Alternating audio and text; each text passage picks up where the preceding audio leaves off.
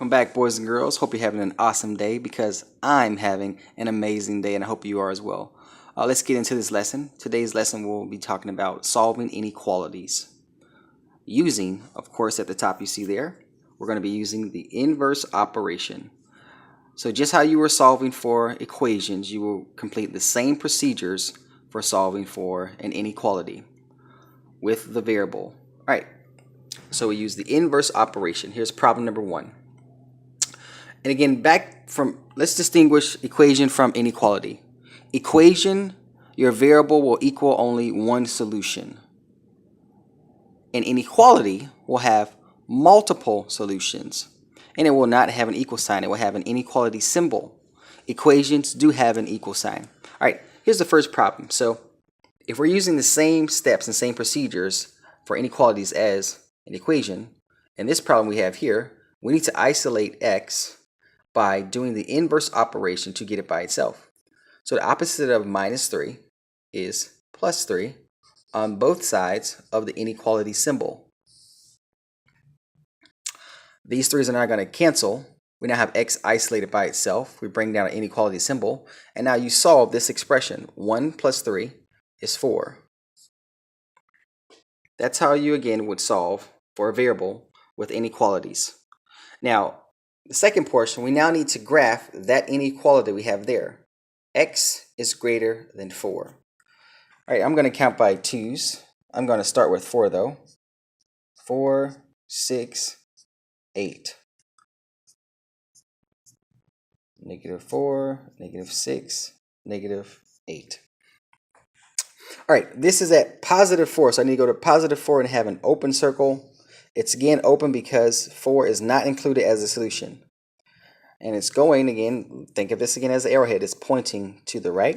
We're going to extend this to show we have multiple solutions to the right of positive 4 that would make this inequality statement true. Let's plug in 6. Is 6 greater than 4? Yes, it is. Is 8 greater than 4? Yes, it is.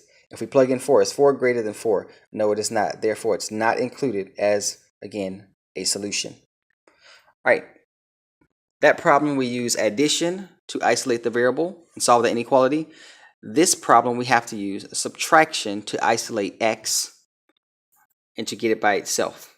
All right, following the same procedures, the inverse operation of addition, because this is a positive 6, is minus 6 on both sides of the inequality. Cancels, that's the bell. We're going to bring x down, it's isolated. We're going to bring down an inequality symbol, greater than or equal to. And we're going to complete this expression. 15 minus 6 is 9. So now we have 9 is greater than or equal to x. And now we're going to go ahead and we're going to plot this. But I'm going to go ahead and change this here, into the format that you guys are a lot accustomed to, which is also the same exact thing. This is also saying that x is less than or equal to 9. Those are both the same inequalities. They're both the same. One is just written with the numerical data versus the variable first. All right, I'm going to go ahead and plot x is less than or equal to 9. I'm going to start with, I'm going to count by 3's. I'm going to start with 6, 9, 12. Negative side here, negative 6. Negative 9, negative 12. Okay, I have my graph set up. I'm now going to go to positive 9, positive, close circle, because 9 can equal itself based on this inequality symbol. It's included as a solution. I'm going to extend this to the left. So all of these numbers should be less than or equal to 9. Are they all less than or equal to 9? Plug in 6. Is 6 less than or equal to 9? Yes, it is. It's less than. Is 9 less than or equal to 9? It is equal to itself. Therefore, all of these are correct solutions, and our graph is in the appropriate direction as making possible solutions for this inequality to be true. All right, this is tomorrow's lesson. Again, treat solving inequalities just like you would solving for an equation. Again, isolating the variable, performing the inverse operation.